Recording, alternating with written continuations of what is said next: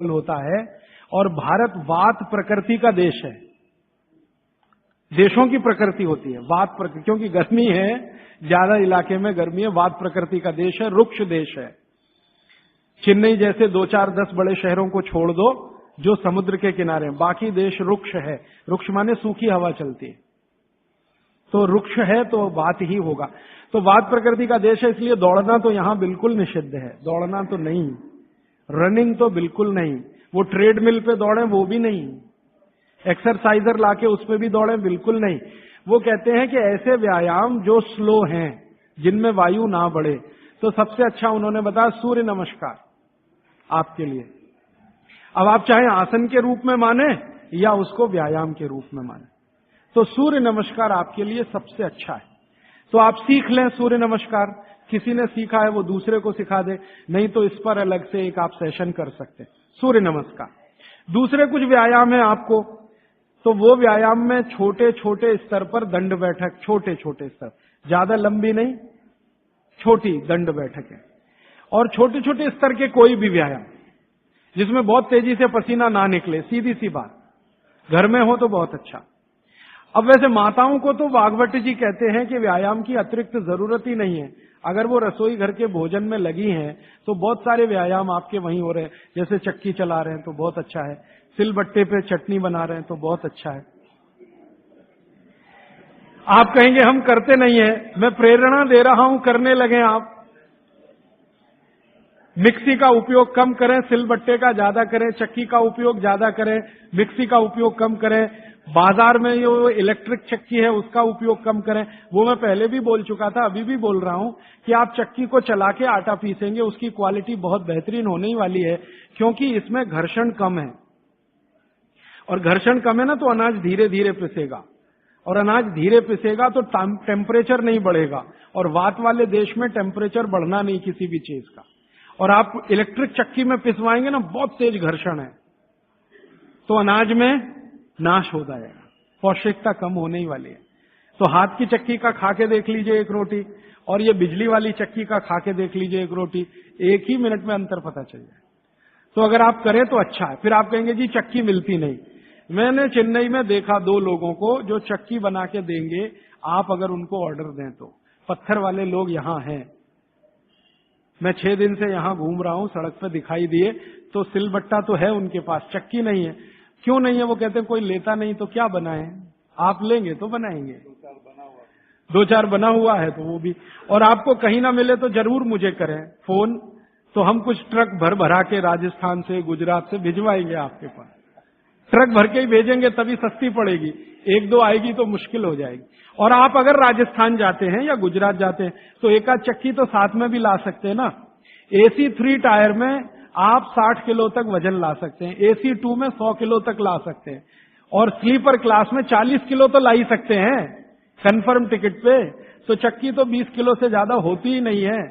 तो आप भी जाएं कभी राजस्थान गुजरात तो 2 चक्की एक आदमी ला सकता है।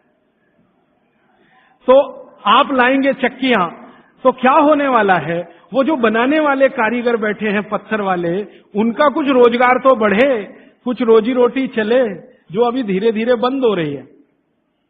और उनकी रोजी रोटी अगर आपने चलाई, तो मैंने आपको सबसे पहले दिन एक बात बताई थी कि आप जिंदगी के अपने सब दुख दूर करिए, दैहिक, दैविक, भौतिक, और दूसरों के दुख दूर करने में मदद करिए तो मोक्ष मिलेगा। तो आपने चक्की बनाने वाले का भौतिक दुख तो दूर किया, चक्की खरीदी तो पैसा तो मिला, गरीबी कम हुई, रोजगार बढ़ा, तो भौतिक दुख भी अगर आपने कम किया तो मोक्ष की तरफ जा। तो चक्की है, सिलबट्टा है, कोशिश करें तो व्यायाम की अतिरिक्त जरूरत नहीं। और अगर नहीं कर पा रहे हैं तो थोड़ा हल्का फुल्का व्यायाम आप जरूर करें। और बहनों को, माताओं को जो सबसे अच्छा व्यायाम है, भागवत जी कहते हैं फॉरवर्ड बेंडिंग। फॉरवर्ड बेंडिंग माने आगे झुकना। तो जितनी बार आप आगे झुकें, ध्यान रखें कमर से झुकें हमेशा, तो जिंदगी में कभी भी दर्द नहीं आएगा कमर का। आगे कमर को छोड़कर कहीं से भी झुकेंगे तो तकलीफ है। कोशिश करें कमर से झुकें, जितना झुक पाते हैं वहीं तक झुकें, जरूरत नहीं है कि नीचे तक झुकें। हो सकता है कमर से झुकें तो आपके हाथ घुटने तक ही आए, वहीं तक रहने दीजिए, सहज होकर करिए, असहज होकर मत करिए। तो थोड़ा व्यायाम 15-20 मिनट में पसीना आ जाएगा, उतना काफी। फिर उसके बाद मालिश, आपको भी मालिश जरूरी है, क्योंकि आपको भी कफ का असर ना बढ़े और आपका विकृत ना हो। तो आपको भी बच्चों की तरह ये बात ध्यान रखनी है कि सिर की मालिश ज्यादा, कान की भी मालिश ज्यादा, और बाकी शरीर की तो करनी है। और शरीर में सबसे ज्यादा मालिश तलवे की, पांव की। मालिश के बाद स्नान, स्नान उसी तरह से उबटन आदि से, और फिर भोजन, भोजन के बाद विश्राम 20 मिनट, फिर आपका काम, फिर रात्रि का माने शाम को 6-7 बजे का भोजन। इस तरह का नियम है पित्त वालों का। और वात वालों के लिए क्या है? जिनकी उम्र 60 के ऊपर है उनके लिए बागवती जी कहते हैं व्यायाम निषेध। जैसे बच्चों को निषेध वैसे उनको निषेध।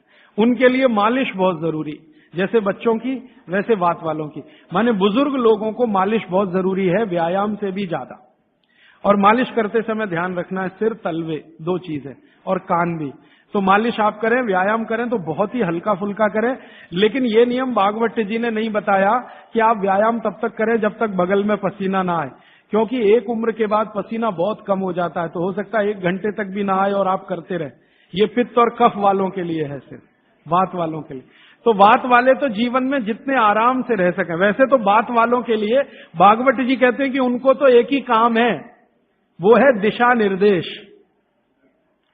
बुजुर्गों का एक ही काम है कि घर में बैठे हैं और दिशा निर्देश दे रहे हैं, ऐसा मत करो, ऐसा करो, ऐसा मत करो, क्योंकि उन्होंने जीवन का सारा अनुभव ले लिया और वो अनुभव को मिलाकर आपको दिशा निर्देश कर रहे हैं। बाकी अपना पूजा पाठ, भक्ति वगैरह ज्यादा, क्योंकि इसमें मूवमेंट, बागवती जी बोलते हैं कि वात के लोगों को मूवमेंट सबसे कम होने चाहिए।